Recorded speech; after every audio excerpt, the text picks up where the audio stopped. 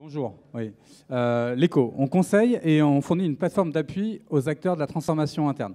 En fait, en quelque sorte, on fait écho à la conférence de tout à l'heure. Je ne sais pas si vous étiez à la conférence où témoignaient Air France, Saint-Gobain et Accor sur le sujet de la transformation interne des entreprises. Voilà, donc nous, on les aide à porter le changement à très large échelle et de manière économique, parce que lorsqu'on... Voilà, très bien. Parce que lorsqu'on s'adresse à des entreprises de plusieurs dizaines de milliers de personnes qui sont sur différents sites, différents territoires, différents pays, on ne peut pas accompagner tout le monde, on ne peut pas prendre par la main tous les acteurs de l'entreprise. Voilà. Donc on a un peu disrupté nos propres approches de conseil en utilisant le digital, des plateformes pour fournir métriques et outils qu'on appelle de micro-social learning pour accompagner tous les acteurs de la transformation interne dans les organisations. Et je suis venu avec Bastien. Bonjour, donc moi je suis responsable du pôle analyse au sein de l'ECO. Donc on est consultant mais on est aussi analyste, on publie régulièrement et gratuitement des états de l'art et des benchmarks. Donc vous pourrez retrouver tout ça gratuitement sur notre site référentiel.leco.fr. Mais on est là aujourd'hui pour vous présenter vraiment les grands enseignements. Ils sont bons notamment sur la question qu'on va aborder. Et c'est pour ça qu'on les a choisis. On a choisi les meilleurs sur toute la journée. Merci beaucoup. Donc allons-y. Alors, qu'est-ce qu'un réseau social d'entreprise ? Vous connaissez tous bien sûr Facebook, LinkedIn. Vous utilisez peut-être un déjà dans votre entreprise. Peut-être que vous ne voyez pas par contre le rôle organisationnel et le pourquoi la plateforme sociale a un enjeu important pour la transformation de l'entreprise. Aujourd'hui, on vient superposer la mise en réseau de l'organisation à une organisation qui est déjà hiérarchique ou transversale, une organisation matricielle. L'objectif, c'est d'obtenir plus d'agilité en permettant à chaque collaborateur de développer son capital social, c'est-à-dire de développer sa capacité à mobiliser ses collègues sur un sujet donné. On a, l'année dernière, réalisé une enquête auprès des salariés, des managers dans les grandes entreprises françaises. Et on a notamment fait apparaître le fait qu'aujourd'hui, un manager va privilégier la mobilisation de ses pairs pour arriver à faire avancer ses sujets. Auparavant, il allait utiliser sa voie hiérarchique. Et lorsqu'il s'agissait de traiter des sujets innovants, il a utilisé les systèmes, les processus d'innovation de l'entreprise. Donc on est tous de plus en plus conscients qu'avoir un bon réseau au sein de l'entreprise, c'est nécessaire au-delà de la compétence que l'on peut avoir sur le poste pour arriver à capter de l'information et à mobiliser ses pairs sur les sujets que l'on doit faire avancer. Alors comment ça se passe dans les entreprises ? C'est un sujet de transformation culturelle et ce n'est pas parce qu'on déploie la plateforme collaborative, le réseau social d'entreprise, qu'on a tout de suite, bien sûr, un changement de comportement de la part des collaborateurs. C'est même tout le contraire. C'est un processus assez long. Ça ressemble plus à un marathon qu'à un sprint. On a des cycles qui sont de plusieurs années. Et là, vous avez sur l'écran une mesure du niveau d'engagement en ordonnée. Alors, le niveau d'engagement, ça correspond finalement à toute l'activité que peut réaliser un utilisateur sur la plateforme. À la fois des activités sur la déclaration de son profil, sa mise en relation avec les autres lorsqu'il s'abonne soit à des groupes thématiques, soit à d'autres personnes, mais également toute son activité conversationnelle. Le fait d'interagir avec les autres, tout ça c'est scoré et résumé dans un score d'engagement. Et puis vous avez en ordonnée la taille de l'entité de l'entreprise. Là vous avez une grande entreprise française, une entreprise du CAC 40, et chaque bulle est une entité, une division de cette entreprise. Et on voit donc que c'est extrêmement hétérogène. On a bien sûr au niveau des entités A et B un succès, à la fois des entités qui ont réussi à embarquer un nombre important de personnes et créer de l'engagement, c'est-à-dire développer ces nouveaux comportements. Mais vous voyez aussi une masse de bulles à l'origine de l'abscisse. Ce sont des entités qui ne se sont pas encore transformées, qui n'ont pas encore évolué dans leur culture. Donc lorsque vous regardez ce changement culturel, lorsque vous regardez la performance de vos plateformes collaboratives, de votre réseau social d'entreprise, vous ne pouvez pas résumer les choses en faisant la moyenne. Vous devez bien intégrer le fait que c'est hétérogène et qu'il y a des succès à aller chercher et que ces succès, il faut essayer de les répliquer auprès des autres entités. Alors on mesure également avec on a constitué un benchmark avec une trentaine de grandes entreprises françaises dont on monitore l'activité depuis plusieurs années. Ça représente plus de 300 000 utilisateurs actifs. Et on voit l'engagement, donc ce niveau d'activité, cette intensité d'activité progresser d'année en année. Donc c'est une progression raisonnable. C'est pas non plus, comment dire, ça se déploie pas comme une traînée de poudre. Ça se déploie plus vite techniquement que du point de vue des pratiques, mais ça, c'est ce qu'on vous disait à l'instant. On voit également que l'embarquement de nouveaux utilisateurs pour ces grandes entreprises nécessite d'être patient. En moyenne, les entreprises qui ne sont pas limitées par leur taille arrivent à embarquer 2500 utilisateurs, c'est-à-dire 2500 utilisateurs qui vont être vraiment qui vont adopter ces nouvelles pratiques. Je ne parle pas d'utilisateurs inscrits sur la plateforme, ça on peut inscrire toute l'entreprise en quelques heures. Mais on a en moyenne donc 2500 utilisateurs embarqués sur la plateforme. Les meilleures, celles qui ont un très fort sponsoring, qui mettent énormément de moyens de communication, de promotion au lancement, sont arrivées à embarquer plus de 10 000 utilisateurs sur une année. Mais généralement, c'est quelque chose qu'on a un pic, et puis ensuite on retombe sur ces fourchettes autour de 5 000 ou 2 500 utilisateurs embarqués par an. Voilà, il faut bien garder en tête que même si le digital est dans notre quotidien, dans notre vie personnelle, dans l'entreprise, le digital est encore quelque chose qui est sur lequel les collaborateurs peuvent être assez circonspects. On a mesuré finalement que 46%, donc on a autant de gens finalement qui pensent que ce changement est possible que ce changement impossible dans la culture actuelle de l'entreprise.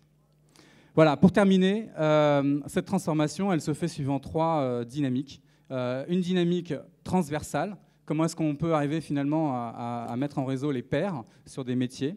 Une dynamique de mise en réseau des acteurs du processus, et puis une dynamique qui vise à donner plus d'efficacité dans les pratiques de travail quotidiennes de chacun. On parle de productivité individuelle et collective. Alors en termes de marché, Bastien va nous faire... Alors il nous reste 8 minutes en tout et pour tout. Ouais. 10 minutes? Oui. Non, 8 minutes, pardon. 8 minutes. Mais après, j'aimerais vous challenger, donc allons-y. Ça marche très bien. Alors, ce qu'il faut savoir, c'est que on parle de nouveaux modes d'organisation. Derrière, il y a un marché technologique qui traduit tout cela. Et ce qu'Arnaud disait à l'instant sur le fait d'amener de la transversalité dans l'organisation, de rendre les équipes plus productives ou de transformer un processus métier, et bien finalement, on a un marché technologique qui adresse cela.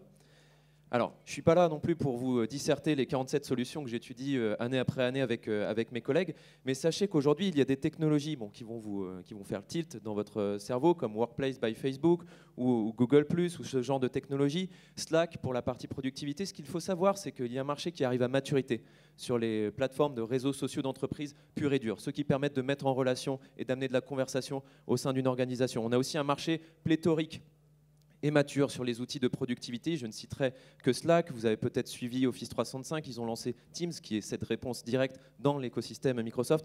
On a un marché qui est à maturité sur ce sujet-là aussi. Et vous voyez bien que le parent pauvre, en bas à gauche, c'est le processus. Comment rendre le processus plus collaboratif? Alors, excusez-moi, je vais intervenir, même si ça vous prend du temps pour la présentation. Donc là, on voit des technologies. Est-ce qu'on peut dire déjà à quoi servent ces Enterprise Social Networks? À quels besoins répondent-elles? Alors, tout à fait. Alors, c'est d'ailleurs la slide que j'ai juste après. Les réseaux sociaux d'entreprise, il y a vraiment 2 vocations. C'est de mettre en relation les collaborateurs d'une organisation et les amener à converser. Donc, tout bêtement, derrière, c'est des fonctionnalités de profil enrichis où on peut mettre en avant ses expertises. C'est une capacité vraiment à désiloter l'organisation et à mettre en place des communautés où la conversation est plus aisée. Moins procédural que ce qu'on peut avoir comme habitude quand on travaille autour d'un document, mais plutôt en mode de fil de discussion, de commentaires imbriqués, vraiment des cas d'usage qu'on a cultivés dans notre sphère personnelle année après année. Donc ça, c'est quelque chose, déjà la couverture d'usage qui permet de faire cela, mais ce qu'on étudie maintenant de plus en plus, c'est l'effectivité ou l'efficacité de ces solutions et de ces fonctionnalités à couvrir cet usage. Regardez Slack, c'est hyper intuitif, c'est centré sur 1 ou 2 usages. Workplace by Facebook, c'est pareil. On ne vise pas une couverture fonctionnelle hyper large, mais en tout cas, ce qu'on fait et ce qu'on adresse, on le fait bien. Et aujourd'hui, il y a un véritable enjeu là-dessus. Alors, on est d'accord que c'est qui utilise une solution d'entreprise social network dans sa boîte? Ah oui, on se dit que qui utilise Facebook at Work dans le test actuel? Pas tant que ça. Et donc le but, c'est quoi? C'est pas que les 60 000 collaborateurs de Saint-Gobain discutent ensemble quand même. Alors, oui et non. En fait, l'objectif final, c'est évidemment de compléter cette pyramide organisationnelle qu'on a. Et je reprends les participants à la conférence de tout à l'heure, que ce soit Air France, Saint-Gobain, Accor-Hôtel. Par exemple, Air France, ils animent tout un réseau de Digital Champions.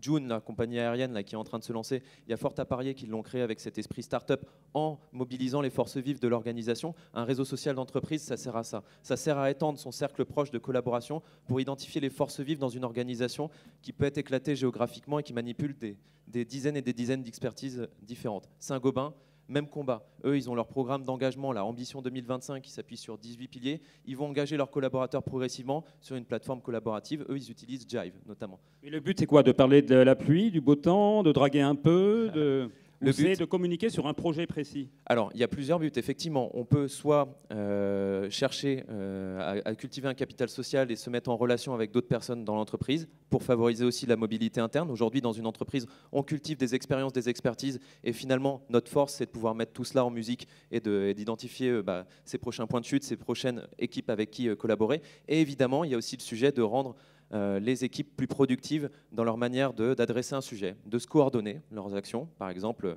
un outil comme Trello, ça sert à ça. On s'affecte des tâches, on gère un projet d'une manière différente. Donc il y a aussi ces plateformes-là qu'on voit sur ce marché. Est-ce que tu as un autre slide qui montre les technologies par rapport à leur vocation, plus gestion de projet, plus chat? Tu as ça? Tout à fait. Alors, allons-y. J'y vais. Alors nous, pour chacune de ces solutions, on évalue leur capacité à transversaliser l'organisation, à rendre les équipes plus productives et à transformer un processus métier. Donc je vais pas vous faire une dissertation évidemment sur les forces et faiblesses de chacun, mais Trello, en l'occurrence, en transversalité, il a 0, en productivité, il va être très bon. Workplace by Facebook, en productivité, on est quasi nul parce que c'est pas sa vocation. Sa vocation, c'est d'avoir un profil, de vraiment apporter cette couche sociale et de mettre en relation les personnes. Salesforce Chatter, en transversalité, pas énorme, productivité, pas non plus, mais par contre, vu que c'est une solution qui est très proche du processus commercial, CRM, en transformation du processus, elle est bonne dessus. D'accord. Tu as un slide qui montre ce que tu viens de dire ou... Pas ici, je vous invite à télécharger l'étude. On le mettra dans le compte rendu qu'on enverra à tout le monde avec Trello et avec l'Eco. Et en ce moment, il y a un phénomène qui est le succès. Alors, l'expérience qu'a faite Facebook avec Facebook at Work, anciennement Facebook at Work, actuellement Facebook Workplace, on dit que les gens l'utilisent très peu dans les entreprises et que l'expérience n'est pas très concluante. Qu'en est-il? Alors ça, c'est pas forcément une question de plateforme. En fait, Workplace by Facebook, vous avez la puissance de la marque, donc les gens vont comprendre de quoi il s'agit, je pense, instantanément. Mais finalement, on est sur des changements de comportement qui prennent vraiment beaucoup de temps à se mettre en œuvre. Nous, on le sait, Arnaud en a parlé, on monitore les activités auprès de 30 grandes entreprises françaises. Ces changements, les nouvelles pratiques, elles mettent environ 24 mois à s'opérer. Et ça suit la courbe de hype qu'on connaît tous. Donc il y a un pic d'intérêt au début, ensuite vraiment une baisse de l'intérêt et de l'engagement, et tout l'intérêt est justement d'embarquer ces plateformes-là. Alors, est-ce que vous, chez vos clients, vous avez noté une baisse d'engagement autour de Facebook, de Workplace Facebook? Non, pas spécialement. Mais c'est vrai que, en fait, Workplace arrive dans un monde où quand même il y a déjà une arène bien garnie et pilotée par les deux grands ténors de suites collaboratives comme Microsoft Office 365 et G Suite. Donc je pense qu'ils ont aussi des difficultés à se faire une place. Ça, c'est les deux leaders, ce que tu viens de souhaiter. Oui, G Suite et Google. Ce sont les incontournables qu'on retrouve sur ce marché, mais pour d'autres raisons, pour une empreinte historique autour de la bureautique ou une approche disruptive. Avec Quels sont les autres technos qui, selon votre expérience, et je sais que vous êtes spécialisé là-dedans, puisque c'est vous qui faites, on travaille ensemble sur le benchmark, quels sont si tu me devais citer 3 technos auxquels les gens ne pensent pas forcément, mais qui apportent quelque chose? Alors, Cocorico, du coup, parce qu'on a un marché français aussi qui anime cette réflexion et qui a été porteur dès le départ. Je pense à Waller, notamment un réseau social d'entreprise. Autolib l'utilise pour animer sa communauté externe, donc incubée par Bolloré. Je penserai aussi à Jamspot, eux qui transforment vraiment le système d'information avec une approche modulaire de changement du processus métier. Et aussi Talkspirit, qui ressemble un peu dans son esprit à Slack, que nous, on utilise d'ailleurs en interne pour piloter toute l'innovation autour de nos produits. Donc voilà, trois technologies que je pense que vous n'avez pas en tête, mais qui viennent de France. Qu'est-ce que tu penses du succès foudroyant de Slack actuellement? La presse en a parlé, enfin c'est à un tel point que ça devient un phénomène. En fait, Slack a amené vraiment une réponse à la problématique d'être situé à différents endroits géographiques sans facilité finalement d'interagir autour d'activités. Donc c'est ce qui a aussi causé son succès dans la sphère IT, parce qu'avec le bon nombre de connecteurs avec d'autres applications plus spécialisées, finalement je suis chef d'équipe et je pilote le développement d'un produit. Je n'ai pas besoin de rentrer dans les outils de ticketing ou d'attribution de tâches détaillées. Je peux rester dans Slack, consulter les informations. Et puis il y a un flux quand même très, très rapide. Je pense qu'eux, ils ont su saisir le bon vent au bon moment. Alors Trello a une forte croissance aussi. Exactement, et Trello racheté par Atlassian, un acteur australien qui commence bon an mal an à construire sa suite collaborative Jive, large. Ils ont Confluence, ils ont HipChat qui devient Stride aussi, qui est un peu comme Slack. Donc vraiment, on a des écosystèmes hyper intéressants qui sont en train de se constituer là-dessus. Et Trello s'est fait racheter par Atlassian, cet acteur australien. Est-ce que dans les grandes entreprises, c'est monitoré tout ça? Ou on l'installe et on dit démerdez-vous, ça m'intéresse plus? Alors, je ne vous cache pas que le pilotage de la transformation, c'est un des enjeux majeurs. Nous, on a choisi d'investir sur une solution d'analytics pour monitorer tout cela. On commence à avoir des démarches de pilotage qui sont autres que centrées sur le ROI. Vraiment, on essaye de capter les initiatives locales. Arnaud le disait, la valeur, elle est locale. Donc, tout l'enjeu du pilotage de cette transformation-là, c'est d'avoir une vue globale, bien sûr, mais de savoir identifier les bonnes communautés, les bons retours d'expérience et de mettre tout ça en musique. La preuve, convaincre, convaincre, convaincre. Dans toute gestion de projet, il nous arrive de dire à propos de quelqu'un qui est dans le projet, mais qu'est-ce qu'il est con, mais qu'est-ce qu'il est con. Il n'y a pas un risque dans ces outils de communication, de dérive et que les gens s'engueulent et... Là, je pense que ça ne fonctionne que s'il y a de la bienveillance dans l'entreprise. Et c'est aussi en ça où c'est un changement culturel, c'est qu'il faut apprendre à parler dans des espaces ouverts et faire en sorte, et bien anticiper le fait que ça peut être lu par beaucoup de monde et que ça s'inscrit dans le temps aussi. Est-ce qu'il ne faut pas exclure le patron et la direction générale? Parce que comme ça, les gens peuvent l'utiliser. Et s'ils ne l'utilisent pas, c'est parce que, merde, il y a le DG? Non, je pense que pour expérimenter, on peut effectivement être un peu en marge de l'entreprise et donc pas être sous le feu des projecteurs. Mais très rapidement, il faut au contraire arriver à créer du lien entre les managers intermédiaires et le top manager avec les opérationnels. C'est même ce qu'ils recherchent d'ailleurs. En tout cas, c'est une démarche que je mène avec Technip FMC ou d'autres entreprises. On accompagne le top management, donc l'Excom, à publier sur la plateforme et avoir une démarche bienveillante, participative et à prendre la parole sur des sujets de manière moins formelle que via d'autres canaux. En tout cas, merci à tous les deux. C'est Merci. beaucoup d'informations en 15 minutes. Merci.